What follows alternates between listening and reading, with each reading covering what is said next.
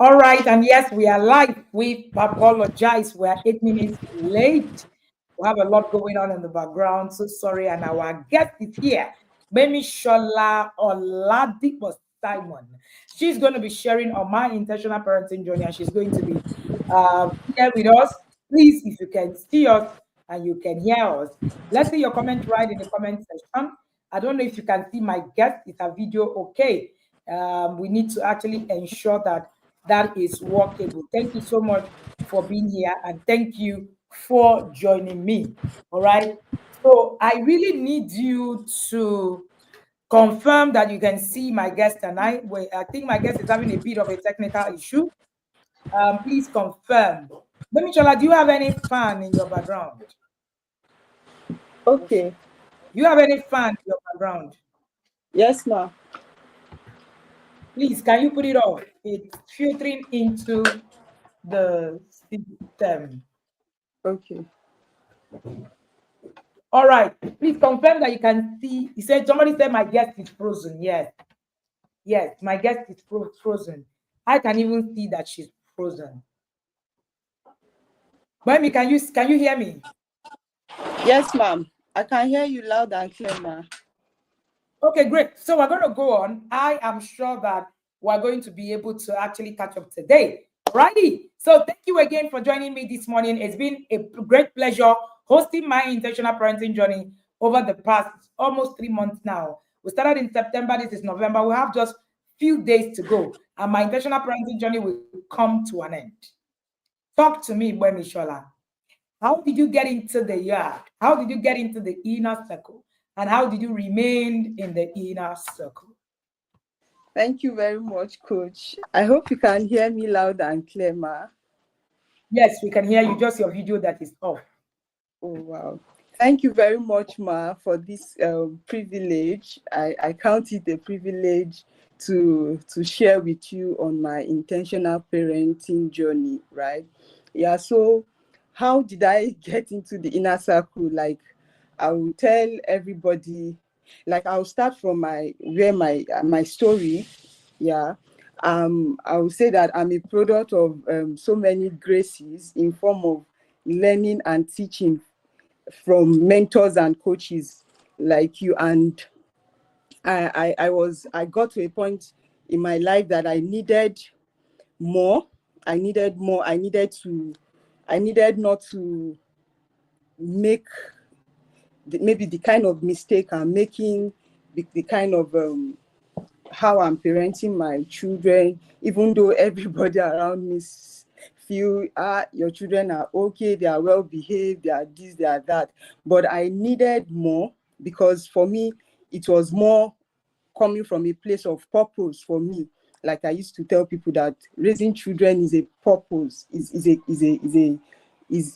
a form of purpose for me. And like I've been working with children in children ministry for about over 10 years now. Yeah. So I remember the first time I reached out to you, that was June 27. I sent you a message on Instagram, and that message was not replied to.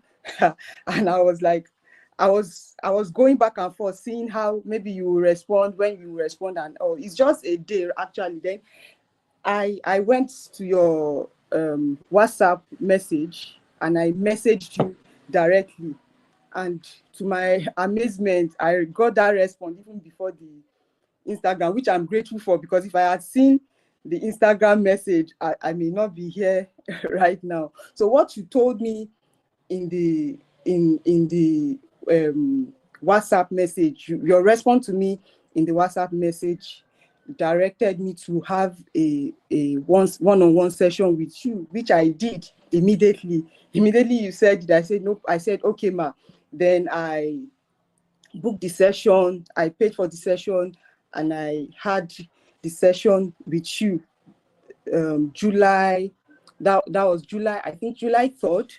Yeah. Then we had the session and I explained my challenges. I explained what is pushing me, and you said, okay, that what you think I needed, number one, that I should confirm to you what I really want to do. Am I going on a purpose journey or impact journey? No, passion journey or impact journey.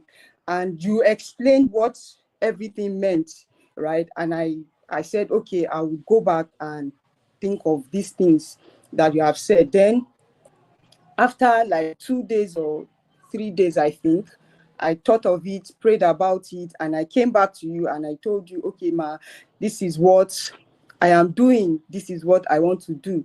And then the masterpiece tribe have been flagged up, yeah, and I joined the wait list because those were the options that you gave me. Because you mentioned something at the end of our conversation, the one-on-one conversation. You said that you you also need to work on yourself. You said you think it's about your children, but you also need to work on yourself. You think it's about the children you are working with in ministry, but you also need to work on yourself. And that was what pushed me to the masterpiece, which started before the inner circle. That was last year. Yeah. So, but before then, I have been with TIP, not inner circle now, from I think 2021, when one of my covenant sister introduced you to me, and I've been following. I read books. She gave me some books, right? On some books. Then I followed, but partially, yeah. Then when I needed to get some clarity and clarification and direction, I believe God directed me to speak to you, to contact you. Yes, ma'am. So I think that was how the journey began for me. Yes, ma'am. All righty. Thank you so much. You have Gbemisola Oladipo. Gbemisola said she used to be like that man by the pool of Bethesda who sat for 38 years and never entered the water. So this year she's in the water and she's telling you how it is that the water has stirred her up. Thank you so much for joining me this morning. And it is very interesting to listen to Gbemisola this morning. She is a masterpiece woman and also a parent in the inner circle. So this is about inner circle. I want you to tell me, how did you get into the inner circle? What was the first thing that struck you in the inner circle? And what was a game changer for you in the inner circle? Okay, ma. So before now, I have been, like I said, I came from the point, from the background. I don't know if that's the word to use. That I was not guided. I was just, maybe instructed.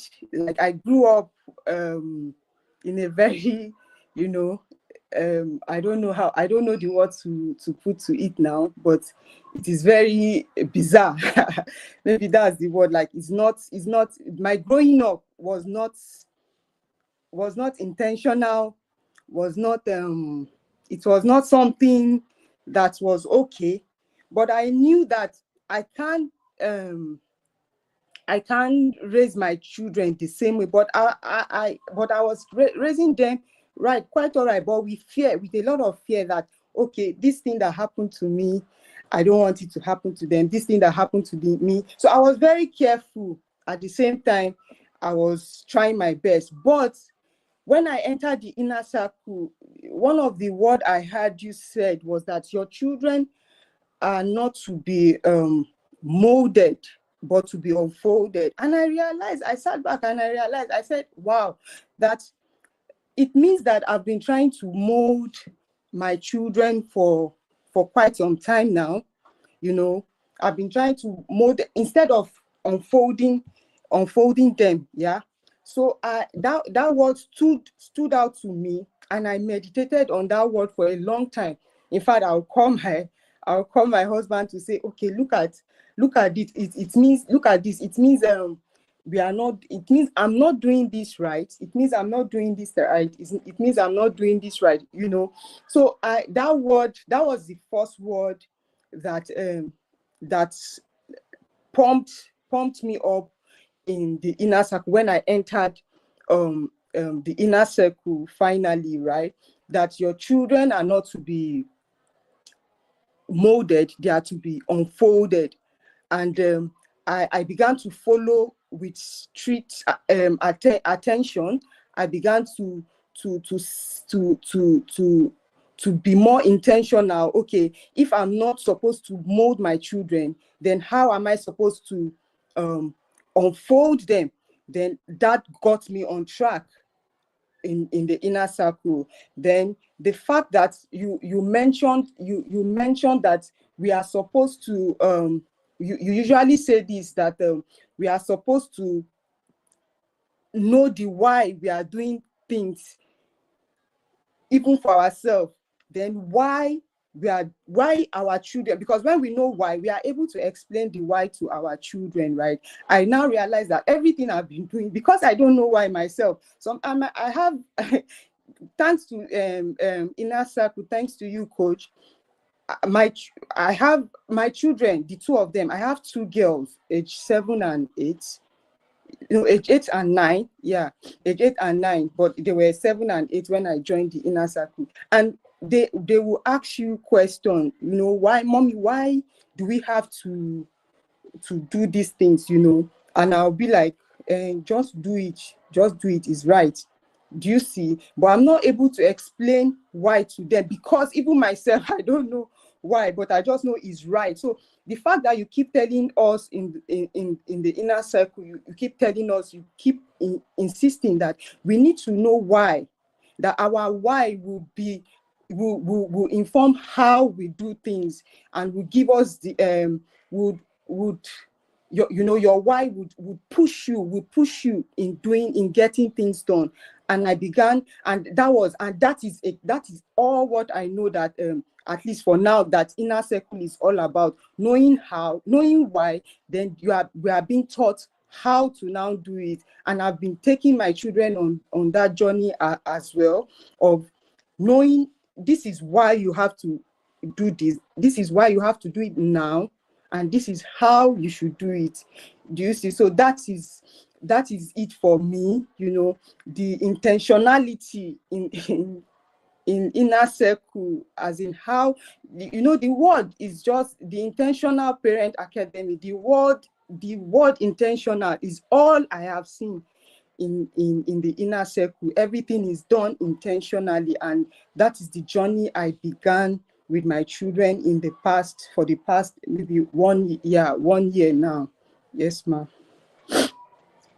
Amazing. You're listening to Gbemisola Oladipo-Simeon. Gbemisola is sharing on my intentional parenting journey, and she's saying, simply put, I am here. I got in here because I needed to actually walk through my journey intentionally. Even though Gbemisola has known about the Intentional Parent Academy since 2021, it was until last year, the last cohort, that she joined the inner circle.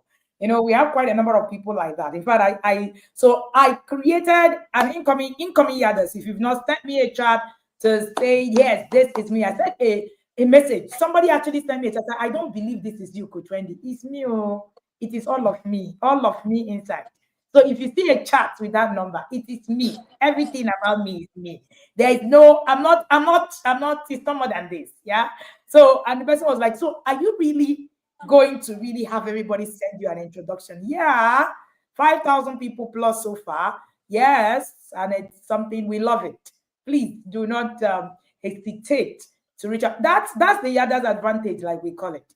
And for me, that relationship is actually very important. I believe that coaching is about relationship, transformation is about relationship, and it's beyond just teaching what it is that you know.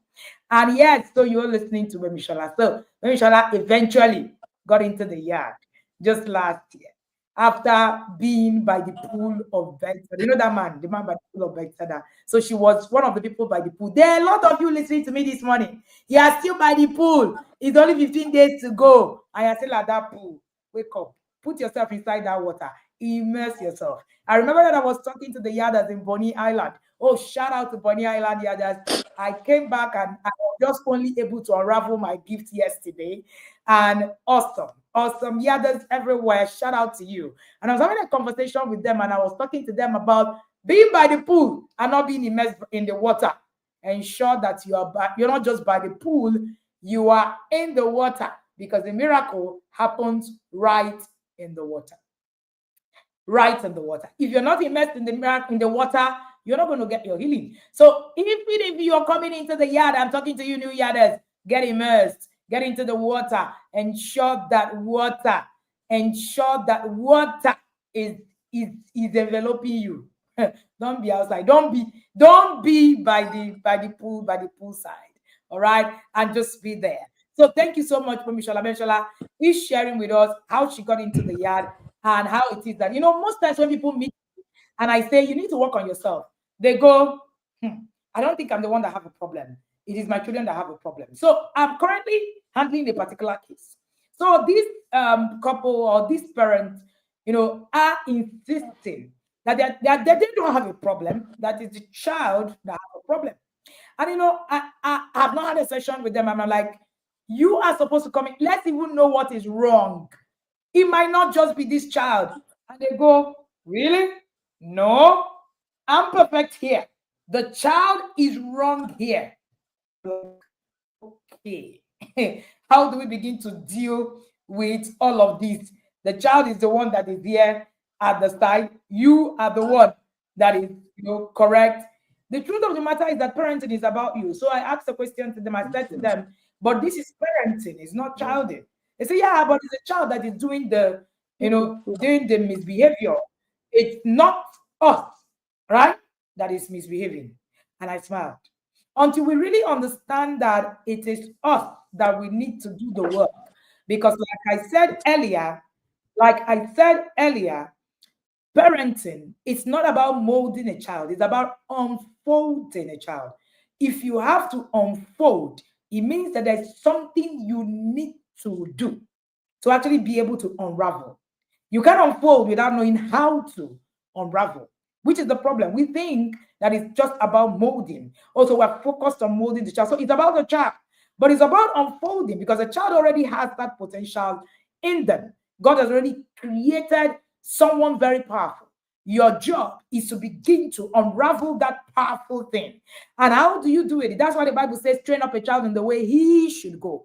And when he grows up, he will not depart from it. Now, that's the caveat. A lot of people say, oh, the child is not going to depart from it. But the question will be, did you train him the way he should go? Now, the way he should go means that there's a blueprint for every child. I was teaching during the Christian Fellowship Week, Family Week in the LLNG system. And I said to them, anybody who says to you that parenting has no manual it's lying from the pit of hell. Quote me anywhere, I will defend it and ask God. Everybody comes with a blueprint. The question will be, what is the blueprint of your child? Do you even know it? And that's where unfolding comes in. Thank you again for joining me this morning. I see you guys. I see quite the number of people, all right, who are constantly here with me every morning. All right, I see you, Brenda. I see you, Ronke. I see you, Mokbe. And I see you, Mr. Professor Chris this weekend. I see you, my Lord, Molara. Thank you so much for joining us this morning. And Kate, we have live Gbemisola Oladipo. And here is Clara. And Gbemisola is sharing on her intentional parenting journey. Gbemisola, talk to me. You had said, this journey, you're walking it, but with fear. But it seems like you were doing something right, but you were afraid. Tell me, how has the inner circle impacted your journey? Now, it looked like you're doing something, right? When you got into the inner circle, did anything change? What has happened to your family? What has happened to your children? What has happened to your marriage? Whichever way we want to take it from, we're all ears this morning. The floor is yours. Thank you, Gbemisola. Yes, ma. Thank you very much, ma. I would talk from where you mentioned earlier about training up your child in the way he should go, and when he grows, he will not depart from it, right? Yeah, and that was funny enough. That is what I actually thought. That is what I was actually doing, but I was not doing it the right way, in the intentional way. Let me put it that way, or the TIP way, right? Yeah, because I felt that putting my children in drowning them in spiritual things, right, would solve the matter for me. Like, so I was so, let me put it, now that I have that intentional vocabulary, I was so intentional in putting them in the ways of the Lord, which was very fine, very okay. We were so intentional because my husband is a pastor, a missionary pastor at that. And yeah, so we knew that these children God has given to us. In fact, we knew it even before we got married, that they are, they are a fulfillment of purpose. Like I heard it in inner circle as well. I got that word from the intentional, from you, coach, right? So what we're doing, we're drowning them in the things of the Lord. I remember that my children, I learned to lead them to Christ at as early as 4 and 5. I did teaching to them on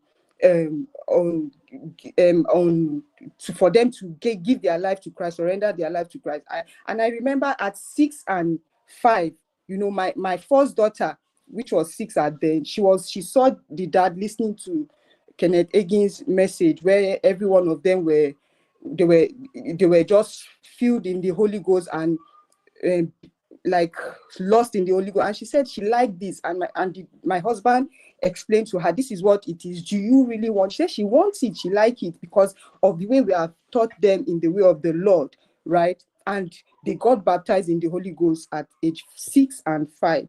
Yeah, that was our intentional. But I got to the inner circle and I heard Coach Wendy say this. She said, you can raise a virgin, and you can raise a virgin and the virgin is still foolish, right? You can raise a foolish virgin, right? And I sat down and I thought of it that, oh wow, the inner circle helped me to even understand scripture better. I'm able to see scripture in another light.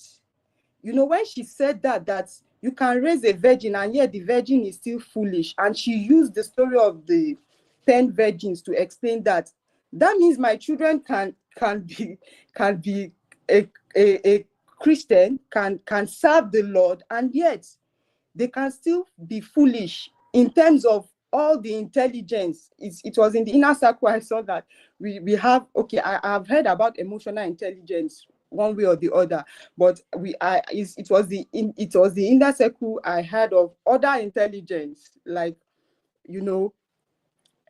other than spiritual intelligence, you see. So I began to see, okay, so if my child is not emotionally sound, socially sound, then that child can be foolish, even though this child is a child of God. Then I got to hear about Coach David's story. He grew up in the ways of the Lord. The parent trained him in such a way that, in the way of the Lord, the way they should go. But there were things lacking, which made him derail at a point. Thank God for grace, for mercy that brought him back, right? So what Inner Circle has done to me personally, in my faith, I understand scripture better. Sometimes I read the scripture, I read the Bible, and the Bible is just, it's like, is Coach Wendy reading it to me and highlighting things to me. You see, I'm able to, in fact, I'm able to understand myself, even myself. I'm able to understand myself better. Why I do the things I do. Why? Because, I'm that person that is just, that wants things to be the way it should be, right? And it gets me when everybody is not aligning with that. It gets me so pissed off, and or just go to my corner. But when I understood myself and I knew how I could relate to other, then socially, wow, Inner Circle has helped me to be more socially involved with people. Right now, I don't, like you said, parenting is first about you, is first about you. So what Inner Circle did to me in this 1 year of intentionally being in the inner circle, what it has done to me is that it has, unfolded me to myself. Like, yeah, it unfolded even me to see, okay, this is me, this is why you do this, this is why you do this, socially, emotionally, wow, spiritually. I read the Bible more. I read the Bible in another way that makes, when the word becomes flesh, to you, it becomes more fleshy to me now. Then to my children, like I said, I teach them, do this. But why?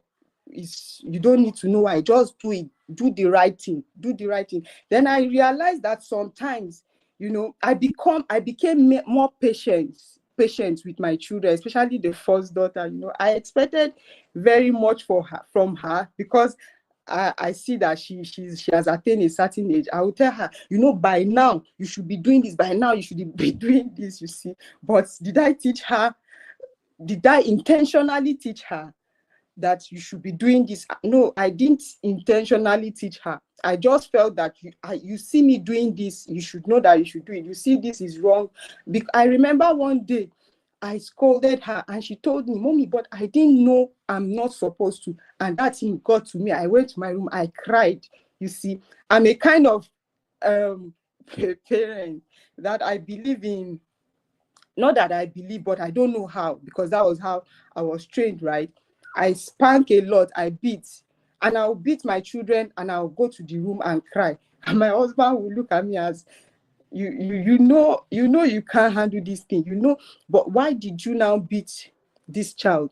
You see, but I see that in inner circle, it's possible to train a child even without raising your voice, not to now say beating the child. So I saw it that way, and I picked that. I stopped, in fact, the beating my children, I stopped it even before I intentionally joined the inner circle, when I was still, roaming the water, like you said, right? So I intentionally stopped beating them before, when I began hearing those words from you, but intentionally, right? I did it when I joined the inner circle. That some things I get intentionally now. I will start telling my brother and my husband that, this thing, we don't even need to shout at them. Just, you see, just allow it, you see. So in my marriage, it has been wonderful, because we now get on the same page, even though we are not totally there yet, on some issues around the children. Then for my children is, my children saw me one day and they say, Mommy, you are learning how to be a better parent, right? I said, yes. He said, but why? I said, so that I can give you the best.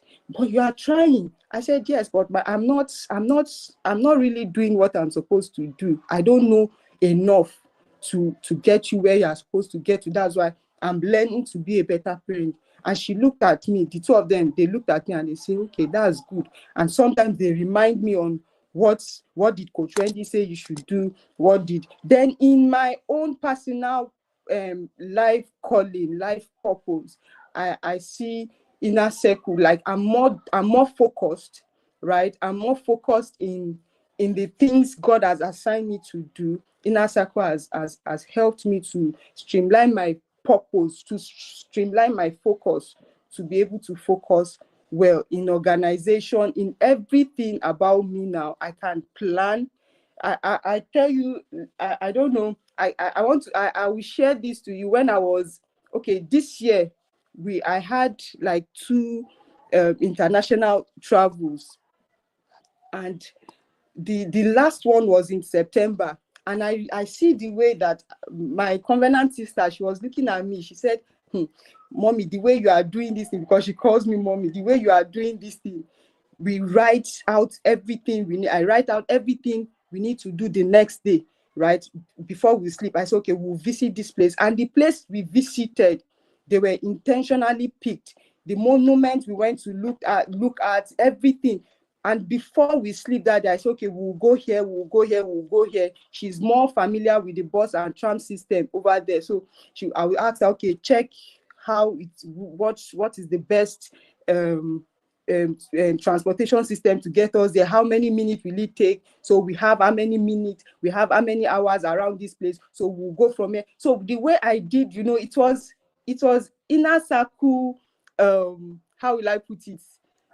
Training that got me to that point that I'm even intentional about the pictures we took. You see, so it was that intentional for me. And she was like, this one that you are doing, mommy, I'm not in school. That how will we do? I said, let us do. And at the end of the day, we saw that everything we did, we were able to achieve in just 2 days. We were able to achieve everything we were able to achieve in that location within just 2 days. We had just 2 days to be there, but because of the intentionality I learned from TIP, even right from masterpiece, to plan, to put my plan in paper, right? Because I can have mental plan.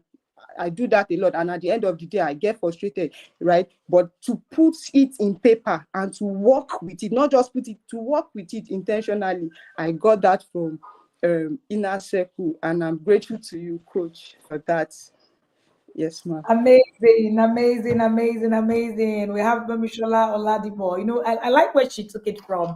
She was actually sharing on the part where she said, see, my children, I understood what it meant. Lead my children in the Lord, ensure that they are spiritually grounded. But apart from spiritual intelligence, I didn't know there were other types of intelligence that my children will need access to.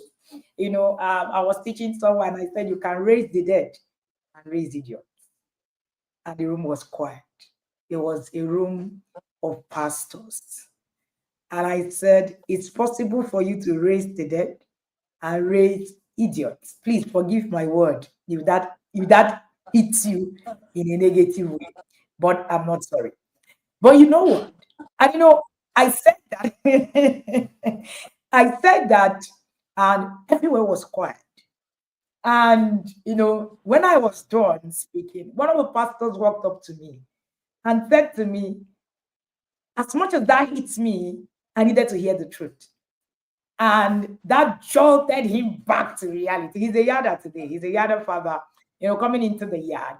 And he's one of the senior pastors in one of the big churches. And he said to me, some of these things, nobody actually says it to you because we just feel everybody. I don't know whether it's fear, like we're afraid. We're afraid to say that God will not parent your children for you. It's like we're afraid to say it, but it's the truth. God, there is nowhere in the Bible that God parented any child. No, even his own son, Jesus Christ, was not parented by him. I mean, it was a clear example to me that God is not in the business of parenting your child. It's all the quotes that we quote. Yeah, I get it. And people will say, but my children turn out well. They will be okay, blah, blah, blah. You can also raise a very foolish virgin. Some of us actually were raised as foolish virgins. We were virgins, good. But like I often say, goodness is not a skill in itself. So nobody rewards you for being good. You're not rewarded for being good. So think about it. You're a good person. You're a good whatever. But people don't get rewarded for being good. So when people say things like, I don't know why good people always, how did they even say it? I don't know why good people always fall into trouble or get, negative things. All the things that we say. The problem is not good people. The problem is an unskilled good person. The moment you are unskilled, your goodness is inconsequential. That's the truth. Because even the Bible says that if the foundation be wrong, what can the righteous do? It means that righteousness in itself cannot remove the consequences of bad foundation. So, yeah, you're righteous, yes, but if there is a consequence for a bad foundation, Right? Or what can they? You mean that the righteous cannot even really do anything? So when we say, why do bad things happen to good people? We say those things. It is not about good people. It is about unskilled good people. Because the problem is that we think that goodness in itself is a skill. That's why you raise a child and you say, that's why you come out and you say, I don't know if we have ever said that, seen that happen. You say, but I kept myself. I married a virgin. Why is my marriage not working? Hello, virginity does not work marriage. Virginity is not an ingredient that works, that gives you bliss in marriage. Virginity is not part of it. Virginity is not for your marriage. Virginity is for yourself, for your soul. Virginity is for your relationship with your God. When people say those things, I'm like, I kept myself for you. What does that mean? That means you do not even understand what virginity is. You don't even understand what purity means. You're keeping yourself for a man. What does that mean? Hey. And when we say those things, then enter the marriage. Everything I did after keeping myself, after my life, I've seen bad. You now say things like, I've seen bad girls marry good husbands. You not make God a liar. When we say some of those things, we make God a liar. Please, let's stop. There's a lot to learn about us in all of this system. It's skills that work marriage, not virginity. Virginity is not a skill. Purity is not a skill. It's a being. And don't get me wrong. I am for purity. I am for virginity. I am for, all of it. But if you are an unskilled virgin, you will suffer like someone who is unskilled. It doesn't matter. It doesn't matter. So you can raise a virgin who is foolish, completely foolish. I've seen that happen over and over again. So the problem is not that you kept yourself and your marriage didn't work. So that makes God a liar. That's not true. Because so if you are righteous, you are going to ensure that you get the good of the land and all of that. See, Moses was a man called by God. Yeah, you want to say that he was already following the track. But God saw that even though Moses loved God, he was a good Jew, but at the same time, God knew that this person is a disaster waiting to happen. If I send him the way he is to go and lead the children of Israel, everybody will die. So he sent him on a training 40 years in the wilderness. What do you think he was doing? He was trying to kill Moses up. Most of us are so unskilled. Most of us are so unskilled that we now begin to blame God. The problem is not God. Oh. God has actually given you access to everything that it is that you should need. The problem is that you think that because you are good, because you are raising a good child, in quote, then that child will be rewarded. Nobody, again, rewards anybody for being good. People reward you for the value you bring. Nobody rewards you for being good. How do you bring value? The skills that you build. So it's beautiful to raise children, right? And focus on spirituality. And you know the truth, if we really understand godliness, the Bible says godliness is profitable unto all things. We behave as if holiness is the only attribute of God. Meanwhile, God is systems himself. God is a consistent person. God is a very disciplined person. God is very creative. But we just wake up and all we want to do is to key into the part of God that is just, take the holiness. How about the other part of God, the creative part of God, the part of God that says that, you're constantly, innovating, the part of God that actually makes it. Meanwhile, the people of the world actually are using this. The Bible says that the princes, because you do not know, you will walk on foot. Yes, you're a prince, but you walk on foot. And then people will be driving on horses because you don't understand how you work. All right. So this is very important for you to know. So all these years, I know what I'm doing. I'm really raising my children. They are good children. I get you. I get you. But if you raise an unskilled child, an unskilled child will frustrate your life. It doesn't matter how good that child is. Again, goodness is not a skill. Goodness in itself, it's not a skill. As beautiful as that sounds, as amazing as that, are bad things will happen to you because you are unskilled, not because you are good or bad. The conversation in parenting is not about good and bad. It's about wisdom and foolishness. I'm sure you must have heard me say this very many of the times. And if you read the book, Raising the Independent Thinking Child, that will expose you to a lot of this conversation that I'm actually talking about. Get into the yard. This is just a test of what it is that happens in the yard. I love when Gbemisola said when you get into the inner circle, you're wondering, is it the same Bible that that is that we're all reading? Yeah, same Bible. But one of the things that the inner circle does for you is that it opens your spiritual, whether you're a Muslim, you're a Christian, it doesn't even matter which religion you belong to. It tears your eye open to what spirituality is. I'm not talking about religion. I am talking about the knowledge of God. There are two different things. I'm talking about knowing the Creator. I'm talking about having, a connection with the Creator. That is a different conversation altogether. So stop blackmailing God with "I'm good. I have sold my life. I sold my virginity." You sold virginity to who? Virginity is for you. It's not for God. It's not for your husband. It's not for anybody. So don't stop sowing virginity to anybody. Your virginity you are sowing to yourself. So if you are one of those people who think that because you got married a virgin, your marriage should have been in bliss. If you do not learn how to get your marriage to be blissful, sir, your marriage will fail. If you don't learn how to get your parenting to be blissful, sir, your parenting will fail. You're listening to My Intentional Parenting Journey, and you're listening to Gbemisola Oladipo-Simeon. Gbemisola is in ministry, and she's a masterpiece woman. She is the parent in the inner circle. Been in the inner circle for just 1 year. Gbemisola, talk to me. What will be your top 3 webinars? Why will they be your top 3 webinars? Thank you very much, Coach. Yes, ma'am. My first webinar will be, I would say the emotion. Is it okay? Webinar and course together, right, ma? Webinar, ma. Inner circle webinar. I would say the parenting advantage. The parenting advantage, right?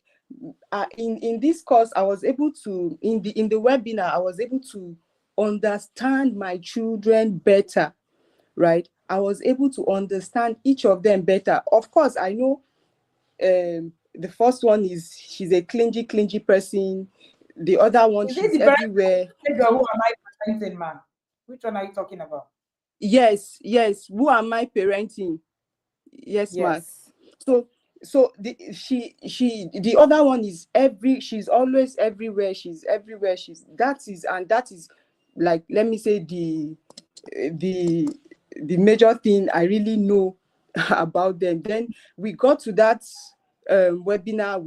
I began to hear some things I've not heard before, like the one, as in, okay, now that you know this one needs attention, this one needs this. So how will you even know that this is an attention seeker child? How will you know that this child, how will I now deal with them? If I know that this is my child, how do I now deal with this child as the person she is? Do you see? So I began that webinar really opened me up to really unfold my children, like I said, to really unfold them, to know that, okay, this is who I'm dealing with.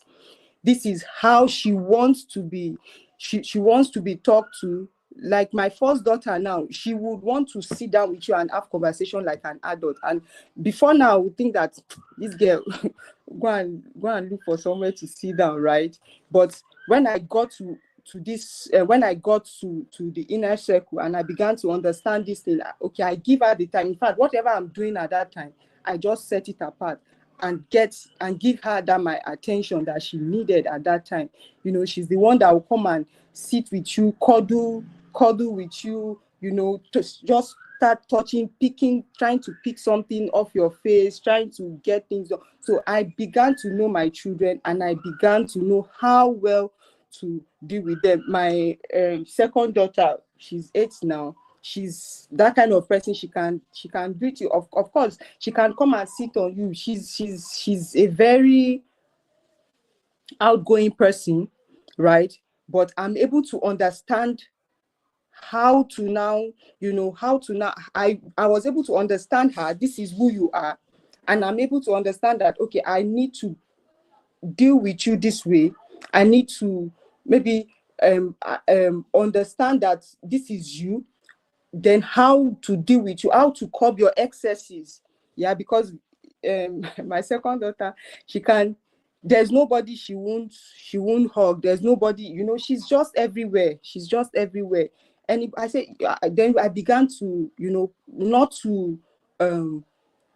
to break her, not to take what she's not. Like, before now, I would say, can't you just keep quiet, for God's sake? Can't you just see everybody's, can't you just before now, that's what I do. Even if we are in public, by the time I look at her, somehow she will know that, okay, mommy want me to just be myself and just, to not be myself. Let me put it that way, because she's been herself, and I looked at her for her not to be herself again. But when I got this, that knowing the child you are training, knowing your child, right, it got me more understanding of who I am who my child is, and how to deal with them individually, right? Individually, I got to know that you don't train your child like you don't pack like chicken. You identify each child and deal with each child based on their strength and weakness, not just mass parents them. Yeah, so that was that for me. Then another webinar will be the emotional intelligence, right? Emotional intelligence, like I said, that my life, I came from a lot of emotional, I came to inner circle with a lot of emotional baggage, right? And in fact, the first day you spoke in that course, right, you highlighted everything that trauma, like, let me just put it as it is. I was bringing up my children from a traumatic experience. Let me just put it as it is, because I was a product of trauma. You see, too much trauma. I'm that child that grew up. I grew up with my grandma. I've been with my grandma, my paternal grandma, since I was I think 7 years old. Yeah, 7 years old. And just for the reason that maybe this is not the platform to share that I won't share right now. She just hated me, okay, because I look like my mom, and she hated my mom. So she just hated me for no reason, right? So she's, I can't do anything right. And she beat me. She's the kind of person that will beat you. After the mark, she will put just pepper, because I grew up in the north. She will put just pepper on my body, right? So that is the kind of I suffered a lot. I was carrying a lot of trauma on my head, and I was training my children based on that trauma, in the sense that, okay, I told you I will beat them, and I will cry, because I know I don't want to beat them. This is what was done to me, right? But I will beat them, and I will go and cry.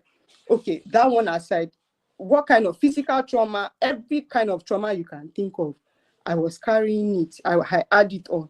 So that emotional intelligence course, or I don't know, was something I still go to listen to that course or webinar. I don't know, because I take everything as one for me, you see. So I still go to, because that is why I was having a conversation with some of my circle on Saturday, and I told them that, because I dragged them into the inner circle, that they must register. I've been telling them to do some courses before now, but after I told them that you must be in the inner circle because of your children, right? So they were saying that this is already getting too much for me. I said, see, just sit down. If it's one thing that you are able to pick throughout the year, sit down with it, that you won't pick anything. If you can implement just one thing, I was telling them, because they were like, it's too much, I will print this, I will print that, I will do this. I said, no, calm down. So that emotional intelligence was it for me, that I sat down, go over and over again, and I began to x-ray myself, my life in that course, and seeing that, okay, I do this because this. Then I had fire accident when I was age 8, all over my body. I had fire accident. Like I became, I literally was like a burnt offering, right? So because of that as well, it was a trauma. Because of that as well, if anybody see me, so those that know me know the patches are all over, the scar all over my body, right? So because of that trauma, I find it, even when I started cooking at the age of 9, right? Like cooking proper meal at the age of 9, even though I had that accident 8 years old, right?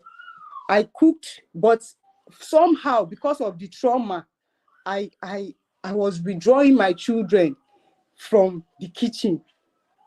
Like my first daughter, she likes to be in the kitchen, but I'll tell her, no, come out, even to boil water. But when I began to see it in the light of trauma, that it is trauma that is getting you to this edge, you see, I began to rewire myself. That is because I'm not emotionally intelligent enough. That is why I'm limiting my children. Like Coach Wendy, you said trauma will limit you, and that is what it will not only limit you, it will also limit the children. That is how I saw it, and it was already happening. It was already happening. So it was when I got to the inner circle, I knew how to deal with it. Less than how many months, my first daughter will be the one to, in fact, morning, going to school in the morning now, I don't even get up from the bed. She will boil the water, you see. If she can't carry, then she will call me to help her carry, because we're in a duplex, to help her carry it up. Inner circle gave me that courage to tell her that, okay, since this is heavy to carry in the kettle, bring the, what's it called, the bucket downstairs, then pour it, cover it, then take it up, right? If I'm not at home, you can do that. Do you see? So I saw myself in that trauma. I saw myself that I behave, my actions are based on trauma. In that course, that particular course, that I'm raising my children from the point of trauma, and it is destroying me, is limiting me, and it will also limit my children. So that course, in fact, I can't count how many times I've listened to that course. And when Coach Eyitayo was when you were talking about how trauma can give you some kind of what's it called now? What did you even like body health issues?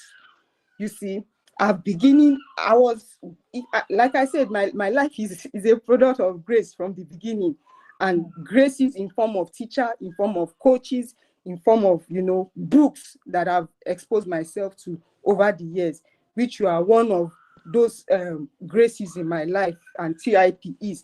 Yeah, so I'm beginning to see some health. In fact, you mentioned arthritis being one of them.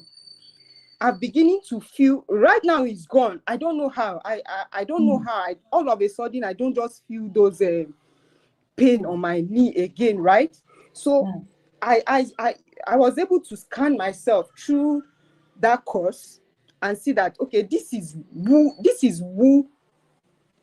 you are parenting from, and this is not where you are supposed to parent from. And it has limited you. You need to get out of this limitation. so that it won't limit your children as well. And I began to run with that course ever since. I can't count how many times I've listened to it. Yeah, for me, that is one of the courses webinar or course that made a lot of difference from then. Seasons of life.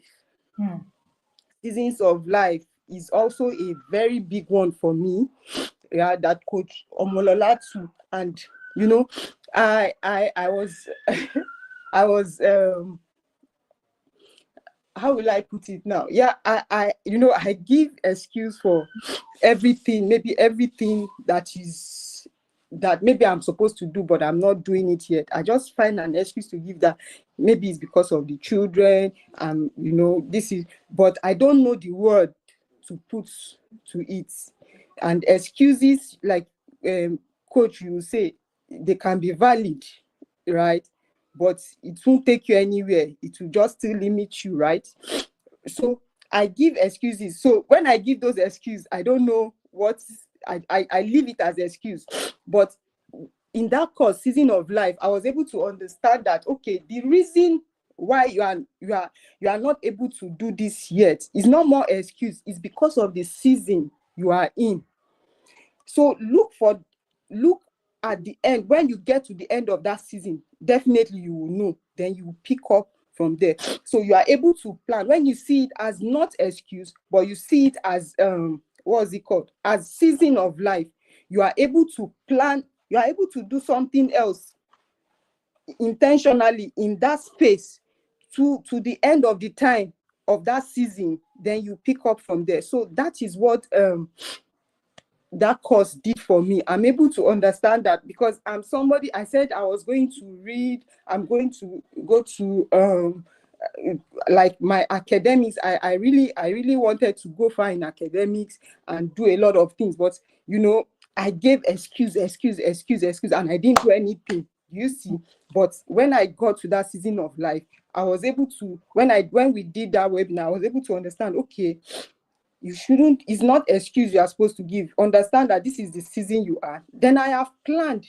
how to go back to school and I've given myself, like, is now a goal for me that before so age, I should have been in this place, and by this to this so I've made it.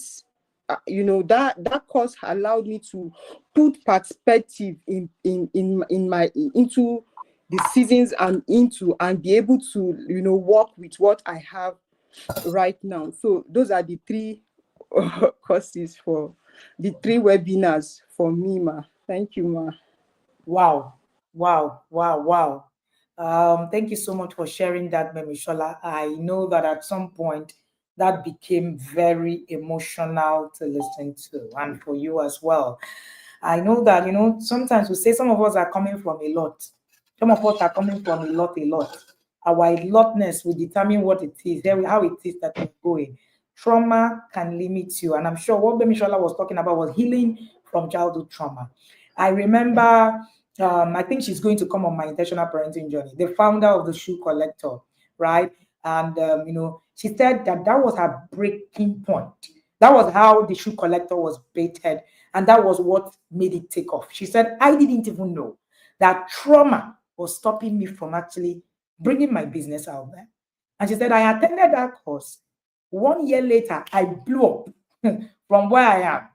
And of course, if you know the Shoe Collector, it's one of the number one shoe cover in Nigeria today. It's interesting how we do not understand what can happen. It's interesting how we do not understand that where we are coming from. And Gbemisola, a lot of people are sending you a lot of hugs. And thank you so much, my Lord Omolara. And most times we don't even know how much God wants to help us. Someone sent me a chat, heartwarming. When we're doing the introduction, if you have not introduced yourself, you are an incoming yada. You are wrong. I don't know you as a yada. And she said to me, she said, nobody told me about TIP.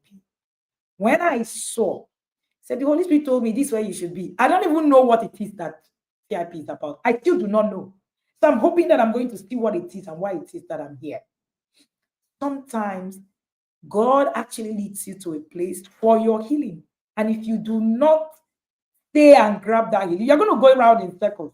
It was Apostle Joshua Samal that said that the person you're supposed to meet, if you don't meet the person or something that's supposed to happen to you, you will just go around in circles until you are actually able to do that. Thank you so much, Gbemisola, for sharing that journey with us and also being here. I remember having a parent 4 years ago who said to me after the healing course that she started to put pepper in her daughter's vagina because that was what was done to her. She said, I knew it was wrong, but I couldn't stop myself. Heal so that you don't bleed on people who didn't cut you.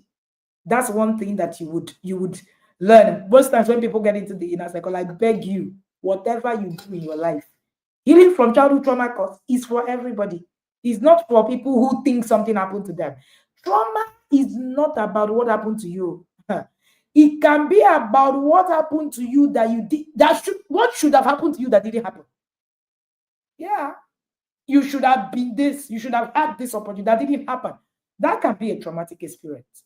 So I know a lot of people listen to this trauma thing. They say, me, I'm not traumatized. I don't have any trauma. It's only for people who, so and so is happening to.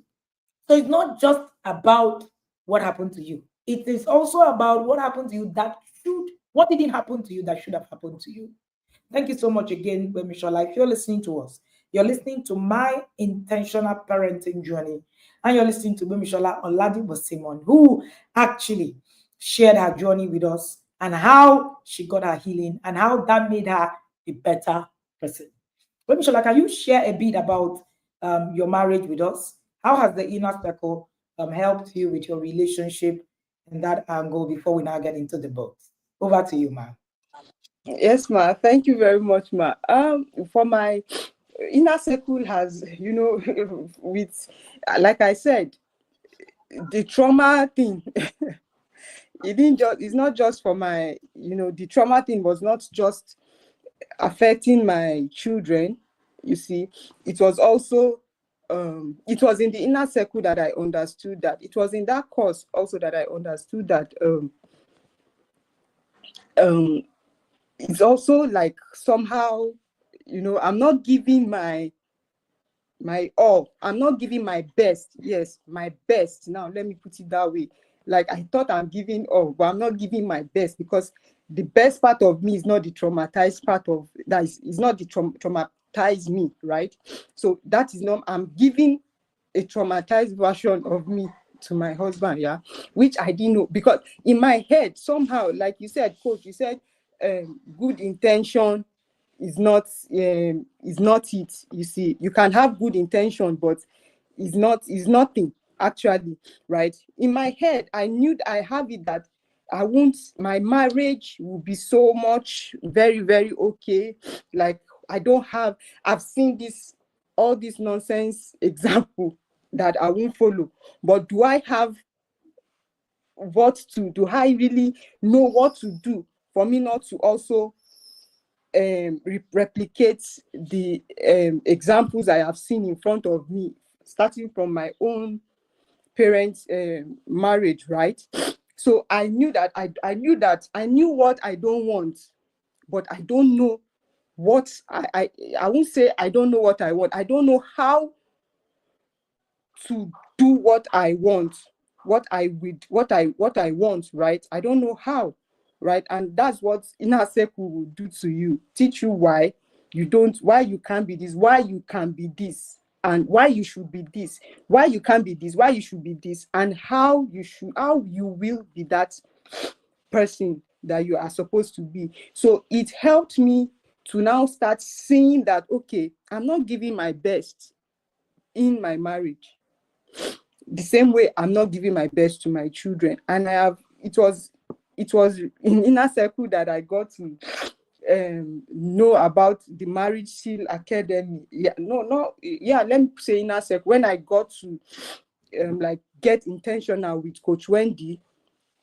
that I got to know about the Marriage Seal Academy, then I decided, I remember sending a message to Coach Wendy because I have gone through Masterpiece and I knew how that one was so, it was so intense, right? It was very intense, you know. That one was coming from a place of, I don't know how to describe it. Coach Wendy brought all the trailers of, I don't know, responsibility on us. Like she gave us something to run with, that even if you are running, you are not running enough, you see. So with that intensity of Masterpiece, and I've now registered for Inner Circle. I remember I sent message to Coach Wendy that I'm thinking of registering for Marriage Seal. If I've convinced my husband, because that's one thing, my husband, you know, when I tell him this is what I want to do, he just say, the ATM is with me, the code is with me. So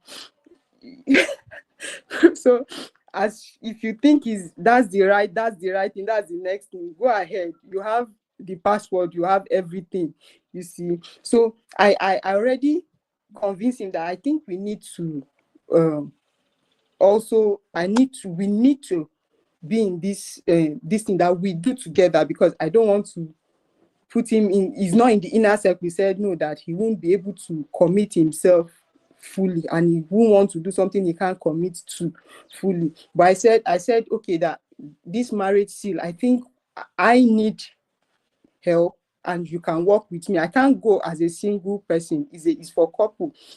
He said okay, no problem. Then I thought of it again. I said Coach Wendy, I have registered for Inner Circle, and Marriage Seal, I've tried to convince my husband.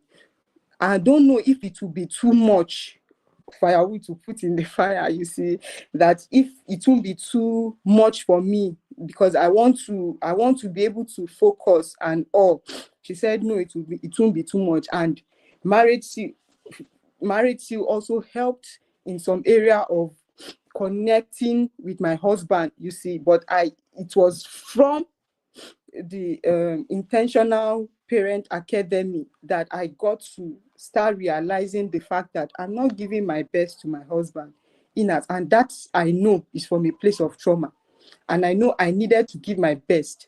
And through Inner Circle, I was able also to connect to the Marriage Seal Academy, right? And that has been what has been helping us and all. Like, I know better, and knowing better, I can do better. Yes, ma'am.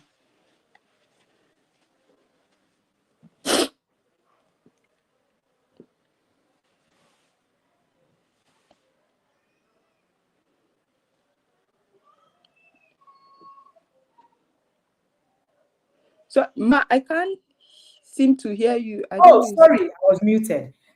Thank you so much, Gbemisola. I love the way she actually, took it from. She got to a point where she see, I'm not giving my best to this marriage. I'm not giving my best to the best of me, and that's because of trauma. So while I have healed of my trauma, I also understood I needed to work on my marriage. And of course, shout out to the conclave. And that was how she started to work on her marriage and also became more intentional and work on that, space. Somebody's asking, how do I get contact of books of distributor in Lagos? Runke, you're here. Send your contacts. Thank you. And you can see how Gbemisola, went about this. See, it is me. I need to work on me. Many times I hear women say, my husband will not agree. Hey, it is not, it's because most times we're focused on the next person and never yourself. I keep saying it. Bring the searchlight. When I want to solve a problem, I look at myself first. And that's one thing that has helped me over the years. I want to solve a problem. I don't begin to look around. Hey, it's you that said, oh, no. I put the searchlight back at me. My husband and I were talking the other day. We're like, if our children do anything wrong, and I mean anything, the first thing my husband and I do is to sit down and ask ourselves, where did we get it wrong? We don't start blaming, hey, we have taught you for 1 year. After 10 years of it is that the child doesn't understand it. Sometimes we are able to, put in and find out that maybe our teaching was not thinking. Sometimes it's that we're not teaching it right. Sometimes it's that the child isn't learning the way. And it showed when our daughter started reading at 4. As in, she was so fluent that she was the valedictorian from nursery school. Nobody could read as much as she could. She could read comfortably, 3-page, this thing for her first class. She was the only one that could, right? In nursery going to primary. Our son couldn't read like that. They were twins. And if we had stayed on, I have taught you, it is not my fault. We do that a lot. Is it not the same thing I've taught your siblings? Your siblings learned it. You have just refused to learn it. Ma, sir, it's not the child's fault. Something is wrong. And we found out that our son actually was a kinesthetic learner. We had to go and learn because we started to ask, where are we getting it wrong? It's not the child. The child has been given to you for you to find out what the blueprint is. If you don't have the blueprint, it's on you. It's on you. The joke is on you. It's not on the child. And we kept going back to say, where did we get? Until we found out that this guy learns differently. And then we started to teach him differently. By the time our son was leaving primary school, his essays were read in primary school. Ask anybody. His proprietor is here. She's in the inner circle, right? I mean, he's become so good with reading that sometimes I look at him like, we would have made a mess of him because we're constantly, every time you're pointing at a child, you make a mess of that child. Every time you're pointing at the next person, what you're doing is that you're going to make a mess of that whole process. For every time you ask yourself, what else can I do? What else can I do? For every time you ask yourself, what else can I do? You find out that something is different about your process. So this blame there, I call it Adamic parenting. You are Adam. My child is, but we're constantly focused on the child. Unfortunately, it's not the child, it's not even your spouse's fault. Trust me when I say so. Whatever it is that's happening to you, it's not the fault of the next person. If something is happening to your child, it's not the fault of your child because you are a parent. Look at yourself first. Ask yourself, am I really taking the right step to what it is that my child should learn? Somebody said Uncle Adam was collected. Only in a second parent say things like this. Thank you so much for joining me this morning. Shola, talk to me. What would be the top 3 books you read in the in-house circle? And why would they be your top 3 books? Thank you, and over to you. Thank you, Ma. The first 3 books, the first one will be Connect to Correct, right? The first one will be, for me, to be Connect to Correct. And that book, it was first for me, right? Because I was not even able to connect with myself in the first place. Not now to say I want to connect with my children. So I was able to see connection in a different way. Like before I can even address something that went wrong, I should be able to connect with the person to understand, okay, why did you do this? Like I told you, like I said earlier, that I remember scolding my first daughter for something, and later I scolded her, right? I shouted at her and I told her off, right? Later she came to meet me. Sometimes these children, I don't know, is just sometimes is I see her, it's like she's even more intelligent.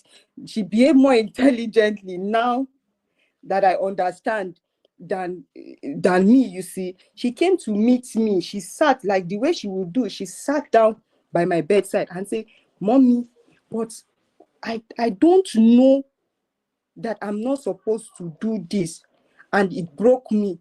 You see, because I was not able to connect with her. I just corrected. I just did correction anyhow. that if not for grace, I say I'm a product of grace, and I see that as grace. It's not even mercy yet. Yeah, I see that as grace because I was able to now correct myself in that area. Yeah, so because she came to meet me and say, "Mommy, but you said I did this. I didn't know I didn't know I was not supposed to do that. I didn't know this is, you see." So I was able to now, I now learned to be able to connect with that person, to see that, okay, why did you, so I asked, why did you do this? Why did you do this? That's I come from that angle now after going through that book, after reading it maybe like 2 times, because it was even like the first book in the inner circle, but I've read it even before joining the inner circle. This year alone, I've read it maybe 2 times, 2.5 times. So I'm able to now connect with the child to see that, okay, to even understand the child that, okay, this is, then I now correct her that, okay, next time you don't do this, this is why it's wrong. Then we get, even my own self, I'm able to connect with myself in a way from that book. Then the number two book, discipline is not an emergency.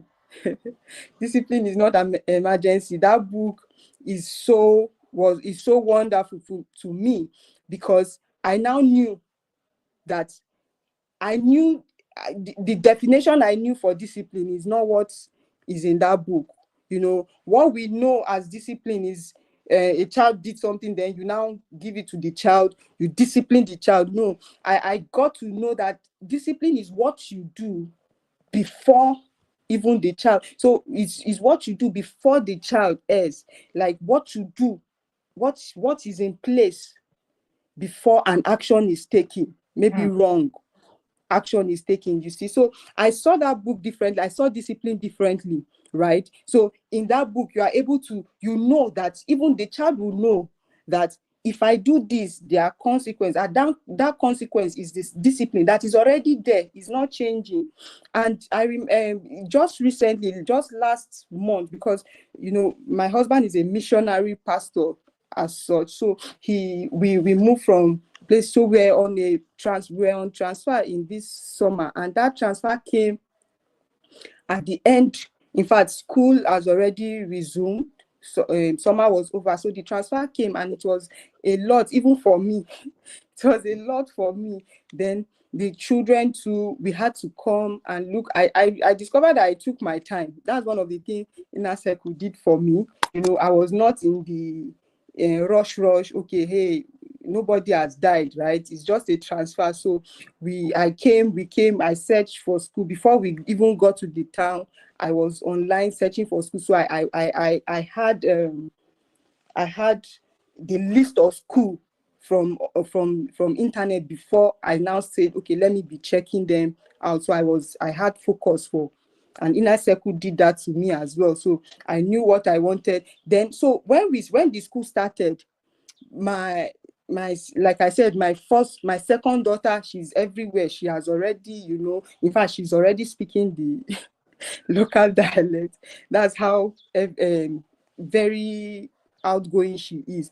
But my first daughter, it took her time now to get ready for school. My first daughter is somebody that she's very meticulous, she's organized, she likes doing her things in a way, she organizes her things. When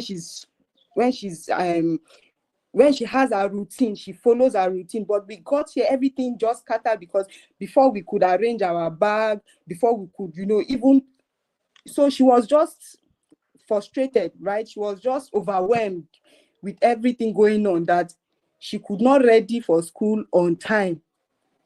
My second daughter is ready. The dad is back from morning prayer to come and pick them to school. But my first daughter, she's dragging. So this day, I didn't want to shout. I didn't want to do anything. I was just asking God, help me, And I remembered all these teachings, some of, you see, you have not learned. You can't say when you have not seen the opportunity to implement, right? So that was what that did for me, you see. And when I knew that inner circle, I knew that, let me say, Coach Wendy has dealt with some part of me in her teachings and all. Because normally I would have shouted, I would have beaten her. That, see, your younger sister is ready, this. I would just tell her, what is it? You need to be ready for school. Then I sat down one day, I was on my table, and I just told her that, do you know what? No, the day before, I said, tomorrow, if you don't get ready on time, this is almost 2 weeks now that you started school. If you don't get ready on time, your daddy comes. Every other person is ready. He goes with the person that is ready, and you stay behind. You be in your room and read your book. Then you get that note from school and copy it the next day, and you must finish it. So I just told her that is it. You see, because I was, even she was also like, that, so mommy will not, in her mind, I think in her mind she will, because when I pass her, she will move, that maybe I will just spank her or something, you see. So I didn't even raise my voice in that direction. So I said that to her, and she just looked at me. She said, okay. Lo and behold, the next day came. She was not ready. I just told my husband, I said, take Deborah and go, you see. So he said, but you need to let her know. My husband said, you need to let her know that it's not serious. I will just beat her now. Her head will set. I said, no. I said, no, don't beat her. She said, hey, she would take it for, I said, because I know she doesn't like to miss school. She doesn't like to be behind. You see, so that for me is a discipline for her. And I learned it from that book, that now you will see yourself. Everybody is ahead of you. You are now behind, copying notes. You stay back in school to write all that notes, and God will help you. See some. So I put it on ground, and she was looking at me, that, daddy. Then she started rushing. I said, if your daddy comes in, and then the daddy came, she was not. I just told the daddy to go. The daddy was he was hesitating, that no, this is not right. I said, no, just go. You see, by tomorrow she will be ready before every other person. So the daddy went, dropped Deborah, and came back home. But you see, for God so good, he now had another engagement around that place. But already she has already gone. She didn't remove her uniform. She was in her room. She was already reading. Then the dad had another engagement around that school area that he had to go.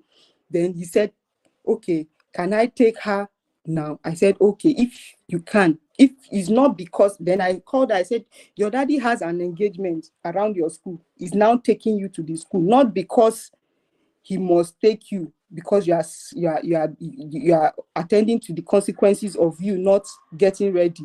So next time, if he doesn't have that kind of arrangement, you will stay home, you see. And that was the last day she was not ready before everybody.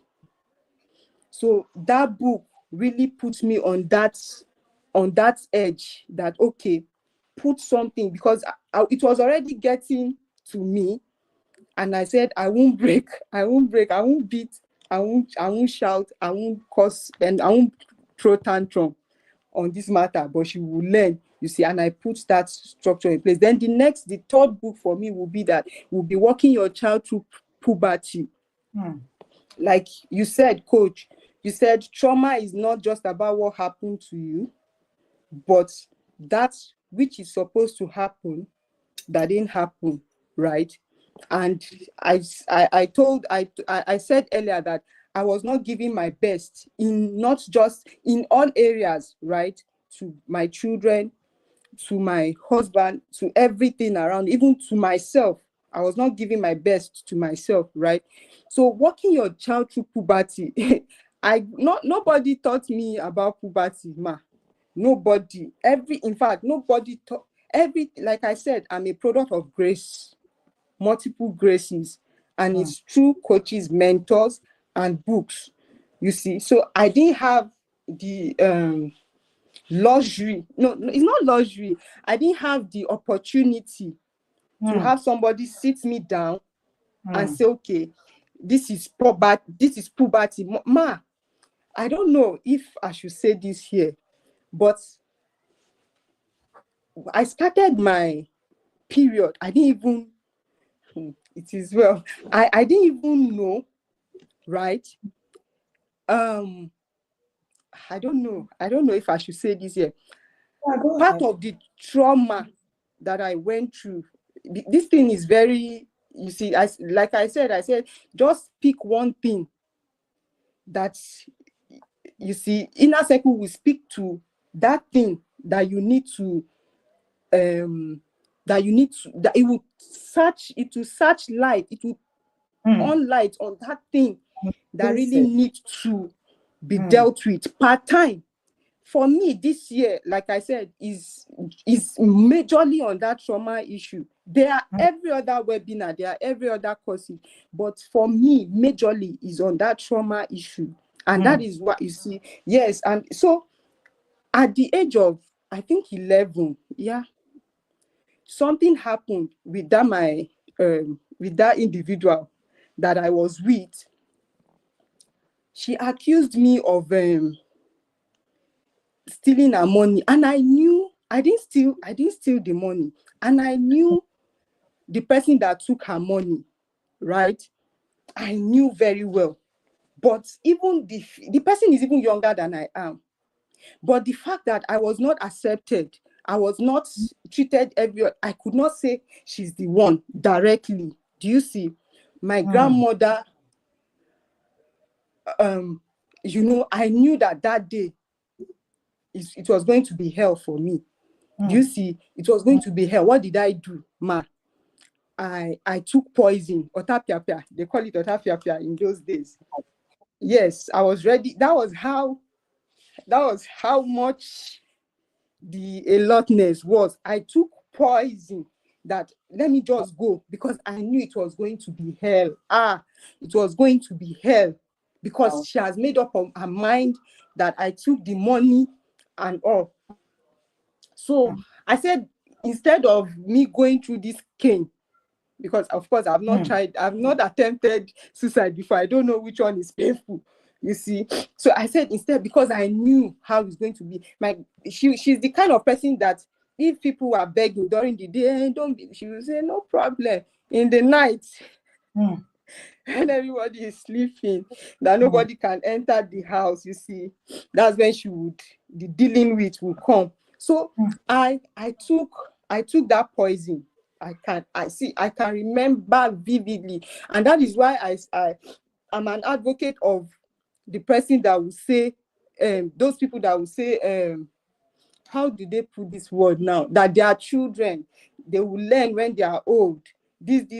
I'm an advocate of that, to say that is nonsense. That you because everything, from my age, I can remember everything. From age 5, everything that happened to me from age 5, I remember.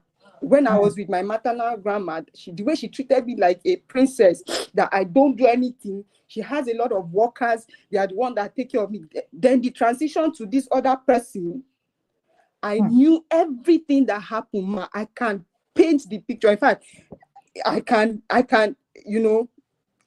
paint the picture out clearly.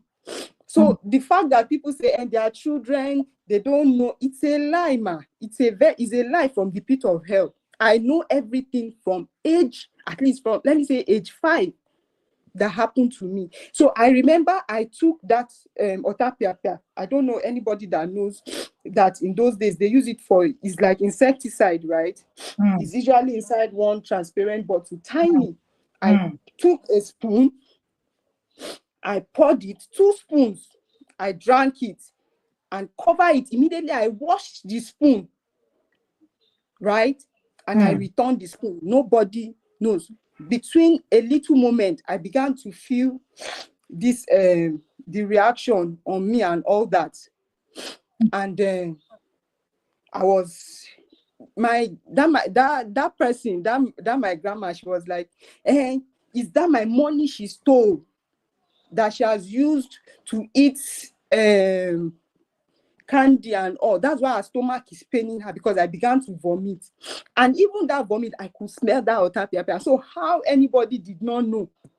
Even up till now, nobody knew it was that insecticide I took, because at the end of the day, I was rushed. My uncle sent in an ambulance from his workplace in Kano. Then they took me to the hospital, and I was treated. Even at the hospital, they didn't highlight it that it was poison I took. Did you see? So, and that was the day, you see, that was the day my period started. And I began to do menstruation from that day without any parallel lesson. Nobody sat me down and this is puberty, this is what you will feel, and I started like that. Up to now.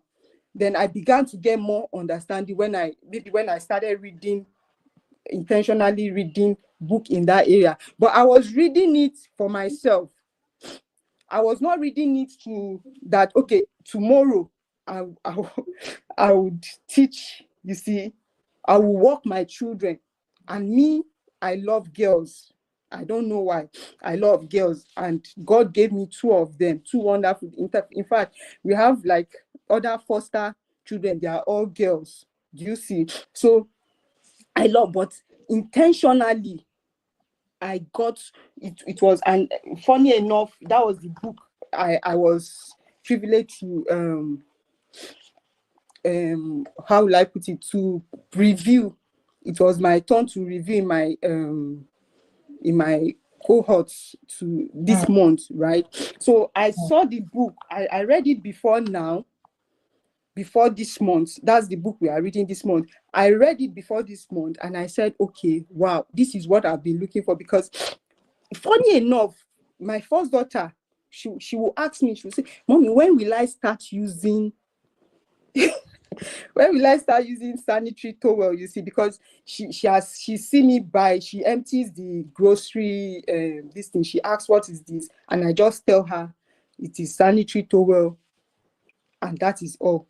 Do you see? But walking your child through puberty is a book that will that has informed me in a way that I will systematically, apart from sex educate your child like a pro, actually, because that one also dealt with some of these things. But it shows me how I will systematically break it down and give it to her, because she's I don't know, that girl. In fact, the two of them, they are very wonderful children, you see. So those are the things. If I don't give them right, they will ask somewhere else. Like one of our teenage foster daughter, I saw in where she scribbled something one day that they said menstruation, painful period, that is because you are still a virgin and all. Is a myth. Is something that is wrong. And I've had a lot of persons say that to me as well, that was because they don't have parents to guide them through, right? They don't have parents to guide them through. They don't also know how to guide. They will definitely not know how to guide. But this book is a very good guide. And starting this conversation with my daughter is courtesy of this book. Yeah, and I'm grateful to God and to you, Coach, for putting it out there. Yes, ma'am. Wow. Everybody will believe with me that this has actually been a huge emotional roller coaster today. I listened to Gbemisola, and every time she spoke, she referred to that person as the person I lived with. It broke my heart. I can imagine what it looked like. I can't imagine. I don't think I can. I don't think any of us can. But I thank God that we're here today, and I thank God for your journey in the inner circle. I thank God that you are able to share this be vulnerable enough to actually share with us some of these intense stories. And I know that it's because you've been able to heal through it. That's why you're able to actually come to us with this story. I'm particularly grateful to God for your life. Thank you so much for coming live to share with us, Gbemisola. Thank you for your journey. This is starting a new week, this week. And some people are listening to you and they are wondering, what would the inner circle do for me? Maybe they don't have they don't have a journey like yours, as traumatic as yours, right? But they believe that okay, this is just for people who have excuse me, who have things like this happen to them. How about me that nothing really happened to? And it means that I got it all figured out. What would be your message to those people as we begin to round up? Emma, so you don't. I won't even. Like Coach said earlier, that it is not about you. Don't want to figure it out, right? You don't want to figure it out. No accidents. I'll put this quotes out, that I don't know who the original author of that quote. He said, "Nothing successful happens by accident." So you figuring it out is you not being intentional, and you can sustain accident, you can sustain injury, right?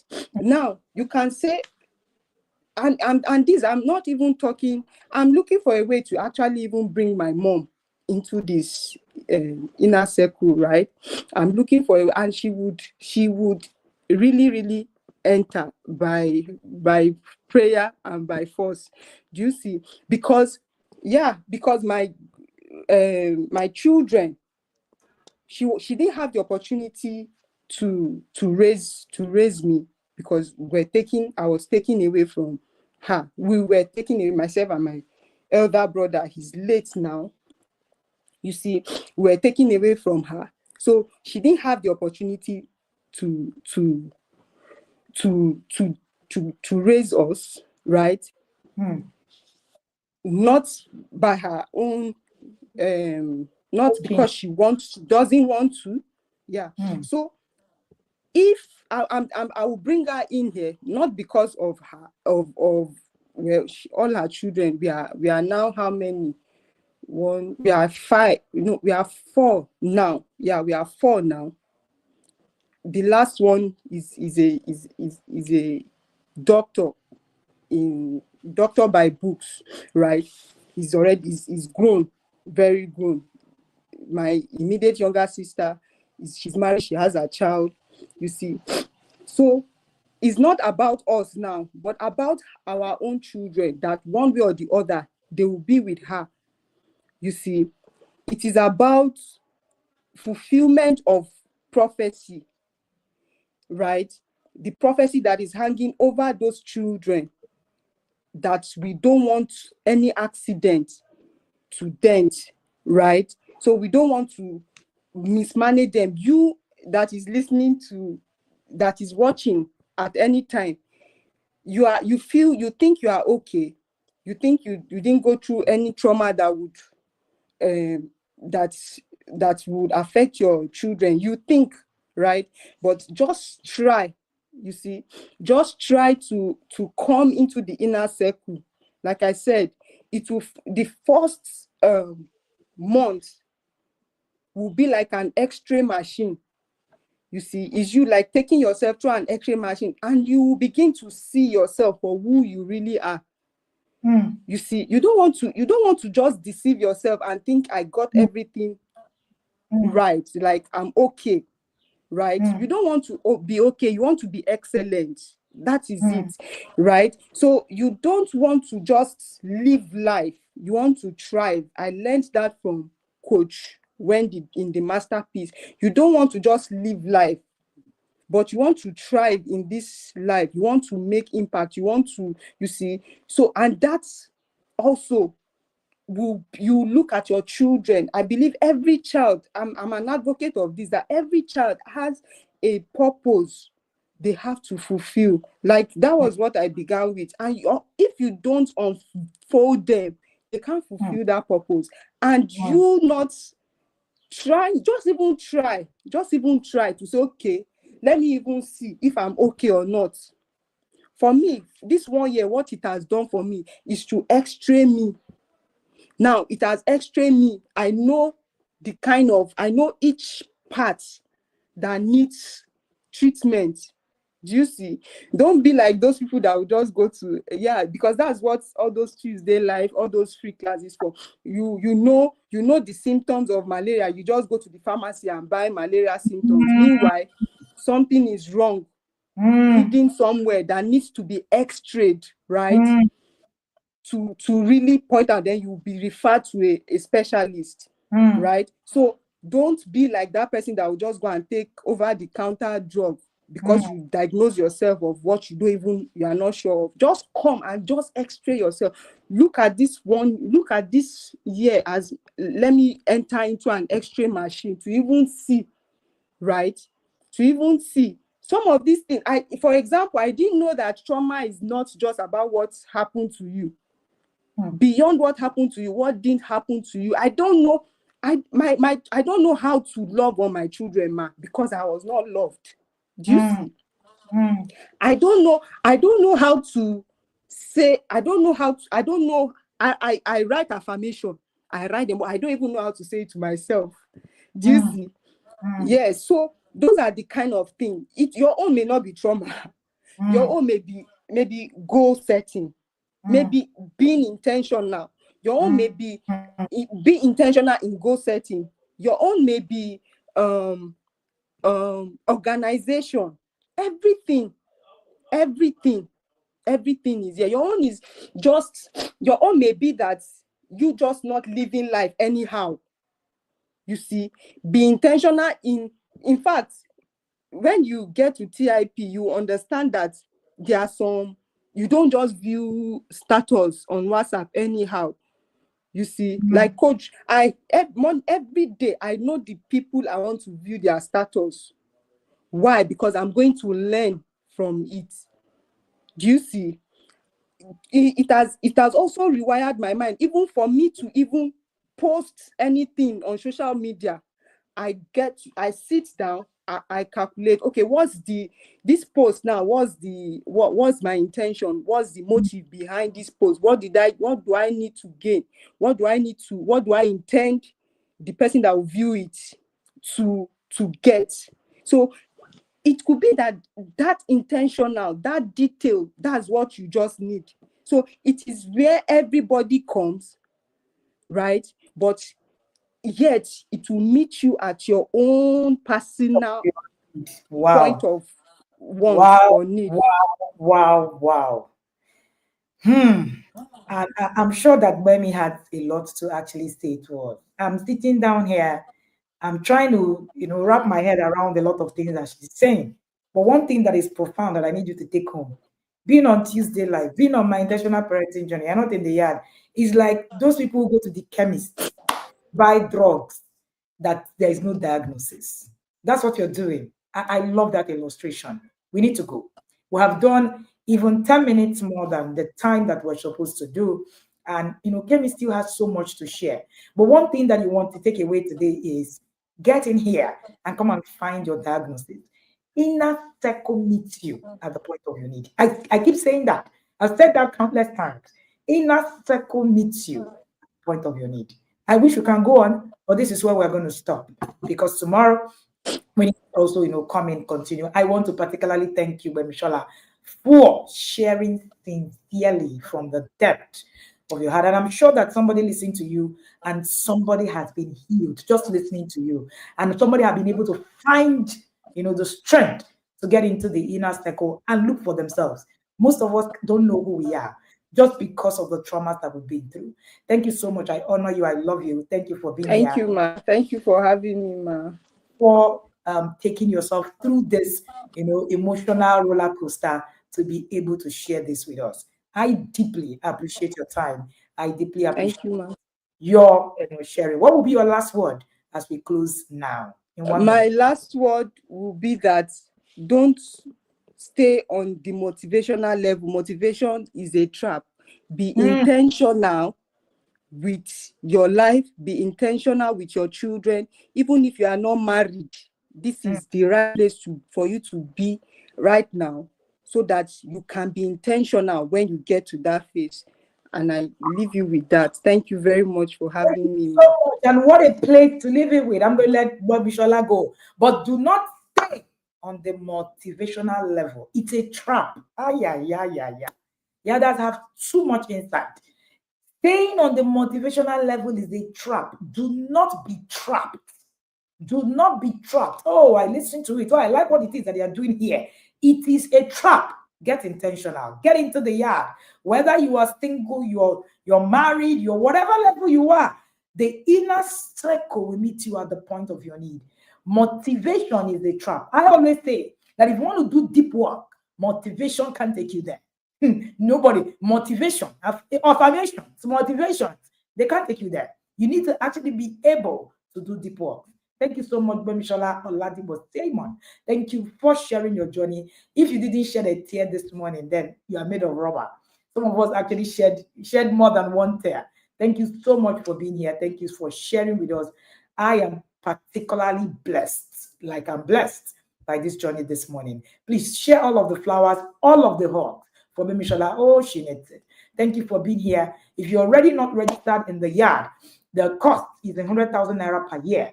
If you're registering with this year, we have more couples than we have ever had. I was like, come on now. I think we're going to have a couples dinner. If you are here with your spouse, we do dinner with you. I don't even know how. But I'm so excited. I'm particularly excited. Yeah, that's are getting it. And we have more couples. We have more parents. Yes, parents of Yadas are carrying it into the yard. So we're not having our parents. I wrote something the other day, and I said, nobody's looking out for these, our parents. So they went through a lot. They went through a lot that nobody's talking about. It's actually quite interesting. Nobody's talking about it. Nobody's speaking about it. We're all just going our way and just, believing that this is enough and all of that. Truth be told, it's not enough. There is something wrong in that generation that we're not dealing with. And I was particularly excited seeing a lot of Yadas come in, their parents, and all of that. The truth is, our parents have seen things they are ashamed to express. For fear of looking weak, they come from a generation of move on quickly, let God. Move on quickly, let God. Nobody's listening to them, not even their peers, not us, our children. Sometimes we're looking up to them, but we forget that these people too actually went through a traumatic experience. Sometimes we need to actually help them. And shout out to all of you who are actually putting up a platform. You heard Gbemisola, I said, I am going to get my mom into the inner circle, not because she needs to actually do, but I just need her to be able to have that landing, that safe landing. Let them come and find Soko. Let them come and find that what happened to them wasn't their fault. Trust me, they also need to heal through their process. I started to think about it the other time. Yes, they've done what they needed to do, what they knew how to do. But hey, it is what it is. And these guys are they're just going through their lives. They're just living. They're not living really. They're just surviving.